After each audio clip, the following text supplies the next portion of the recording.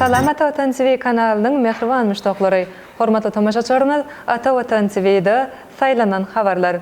Habarymyzyň şu günkü sanyna. Arkada futbol toparyna syýlaglamak dawarasy geçirildi. Ana Durduýew iň ökde hüjümçi Türkiýe bolsa iň gymmatly oýunçy boldy. Arkada topary AFK-nyň Çempionlar Ligasyna çykyş eder. Ancelotti Braziliýanyň milli ýygynasynyň tälimçisi boldy. Arkada şäherinde Arkada futbol toparynyň Aziýanyň futbol konfederasiýasynyň çağırış ligasynyň çempionu bolmagynyň hormatyny dawaraly çäreler geçirildi. Halkara derejede ýeňiş gazanyp Türkmen sportunyň awraýyny belenine götüren futbolçular Türkmenistanyň döwlet paýdagyny parladyp, münasip bolan kubogyny we Arkada futbol toparynyň tapawutlandygyny alamatlandyrýan bayraklary götürüp, dawaranyň başlanýan ýerine geleler. Mälim bolşýal Arkada topary AFK-nyň çağırış ligasynyň Kambodjada geçirilen final ýarşynyň ýeňjisi bolup, can köýürlerini begenlerdi. Çağırış ligasynyň çempion diýen dereje münasip bolmagy bu toparyň türgönleriniň öňüne goýulan belent maksatlaryň amal bolýandygyny aňladýar. Arkada futbol toparynyň türgönleri 10.000 orunlyk stadionuň öňündäki meýdançada mehirli garşylandy. Aýdym sazly çykyşlar bilen utgaşykly dowam eden dawaranyň çäklerini Arkada futbol klubynyň ýolbaşçysy Amanow Täze şäheriň futbolçylarynyň awraýly halkara ýarışda çempion bolmagy bilen gazanan kubogyny Arkada şäheriniň häkimligine uly hormat bilen gowşurdy. Soňra Arkada toparynyň tälimçilerine we türgönlerine hormatly prezidentimiz Serdar Berdimuhammedowyň adyndan pul sowgatlaryny gowşurmak dawarasy boldy.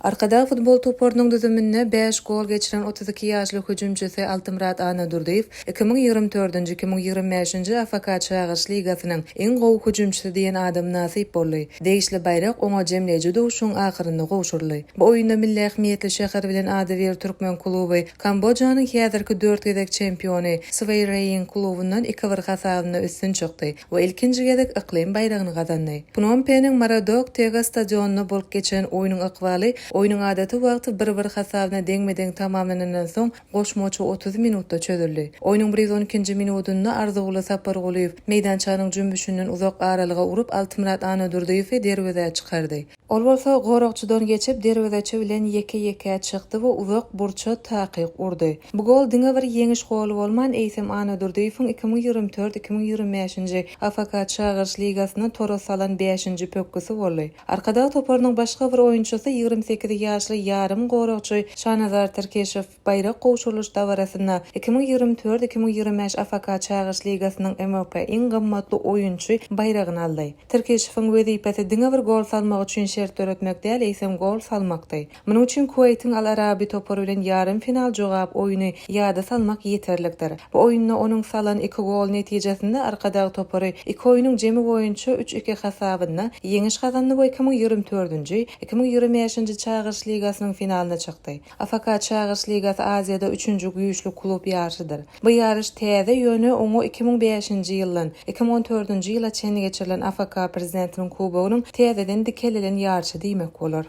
Yurdumyzyň geçen ýylky çempionu Arkada toparylyň kümüş medalynyň eýesi Akyl toparlar öňümüzdäki mövsümde AFK-nyň Çempionlar Ligasy 2 beýleşigine çykyş ederler. Arkada topary awraýly ýarşy toparçylaryň beýleşiginden başlasa, onu Akyl bu kubokdaky ýoluny saýlama tapgyrdan başlar. Akyl toparynyň saýlama tapgyryna ýeňilen ýagdaýynda çykyşyny AFK-nyň Çağırış Ligasynyň toparçylaryň beýleşiginden dowam etjekdigini bellemek gerek. Futbol çempionatymyzyň geçen mövsümini 3-nji orunda tamamlanan paýtagtymyzyň Altynasır topary halkara mövsümini AFK-nyň Çağırış Ligasynyň toparçylaryň beýleşiginden başlar. Toparlarymyzyň bir wada üçüsiniň AFK-nyň kubok beýleşiklerine çykyş etmekleri Arkada toparynyň AFK-nyň Çağırış Ligasyna gazanan ýeňişi bilen baglydyr. Arkada şäheriniň Adawer toparynyň awraýly ýarışda baş baýragy nasip bolmagy ýurdumyzyň AFK-nyň reytingindäki orunyň ýokarlanmagyna mümkinçilik berdi. Öňümüzdäki mövsümde Aziýa ikliminiň awraýly klub beýleşiklerine çykyş etjek toparlarymyzy üstünlük gazanmaklaryny arzu edýäris.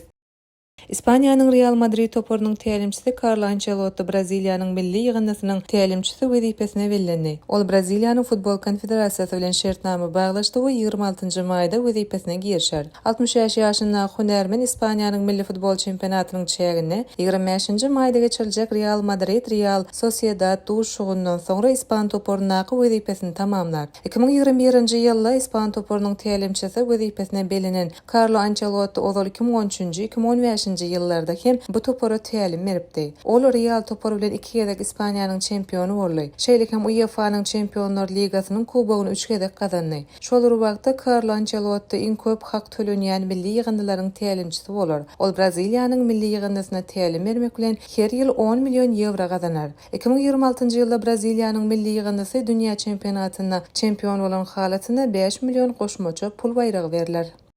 Ine mehribanmış doglar Atawatan TV'de saylanan habarlar gepleşigimizden şuňky sanyny size ýetirmek isleýän habarlarymyz şoldan ibaret. Gepleşigimizden indik sanyny görüşýänçek hoşda bolun.